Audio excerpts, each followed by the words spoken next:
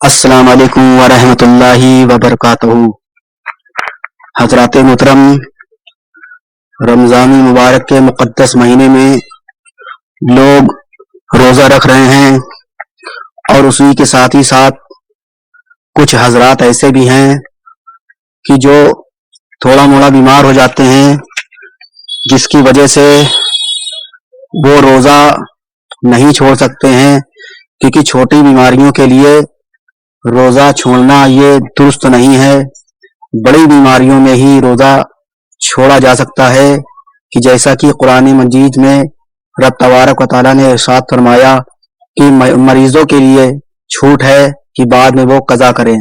تو حضرات محترم، ہم آپ کو بتا دیں کہ جب انسان روزہ رکھتا ہے تو کبھی کبھی ناک وغیرہ میں نزلہ ہو جاتا ہے، اور ساتھ ہی ساتھ اس کو کبھی کبھی ڈاکٹری کرانی پڑ جاتی ہے، جس کے ساتھ ہی ساتھ اس کو وکس وغیرہ کھینچنے والی جو ملتی ہے ناک سے وہ مل جاتی ہے، یا ڈاکٹر لوگ بھپارا لگانے کے لیے بتا دیتے ہیں۔ اب حضرات محترم، بھپارا لینے سے یا ناک میں وکس کھینچنے سے یا وکس ناک کے اندر لگانے سے روزہ ٹوٹے گا یا نہیں؟ اور اس کے علاوہ بہت سارے حضرات ہیں جو ناک کے ذریعے ایک مشین آتی ہے، اس میں دوا ڈالی جاتی ہے اور اس سے وہ گھسیٹتے ہیں، جس کو انہیلر بولا جاتا ہے۔ تو انہیلر سے کیا روزہ فاسد ہوگا؟ تو بالکل فاسد ہوگا۔ تو حضرات محترم، اگر آپ روزے کی حالت میں اگر بھپارا لگوائیں گے تو آپ کا روزہ ٹوٹ جائے گا، اور اگر وکس آپ ناک کے اندر لگائیں گے، ناک کی نرم ہڈیوں میں لگائیں گے وکس کو، تو بھی آپ کا روزہ ٹوٹ جائے گا۔ اور جو وکس ناک سے کھینچی جاتی ہے کس کے، اگر آپ اس کو لگاتار کھینچتے رہیں گے تو اس صورت میں بھی آپ کا روزہ ٹوٹ جائے گا۔ اور حضرات محترم، جو ایک مشین آتی ہے جس میں دوا ڈال کر کے گھسیٹی جاتی ہے، تو اس سے بھی آپ کا روزہ ٹوٹ جائے گا، جو ناک کے ذریعے گھسیٹی جاتی ہے۔ تو حضرات محترم، ان سب چیزوں سے روزہ ٹوٹ جائے گا، یا کسی اور ذریعے سے ناک کے اندر کوئی دوا ڈالی گئی یا ناک کے اندر پانی زبردستی ڈال دیا گیا، تو اس صورت میں بھی آپ کا روزہ ٹوٹ جائے گا۔ اور اسی کے ساتھ ہی ساتھ اگر کہیں پر اگربتی جل رہی ہے اور اگر آپ وہاں پر بیٹھے اور آپ نے خوب کس کے زبردستی آپ نے اگربتی کے دھوئیں کو اندر گھسیٹ لیا، تو بھی آپ کا روزہ ٹوٹ جائے گا۔ حضرات محترم، ناک اور کان کا یہ جو مسئلہ ہے یہ روزے کو توڑ دیتا ہے، اس کو ذہن میں رکھیے گا۔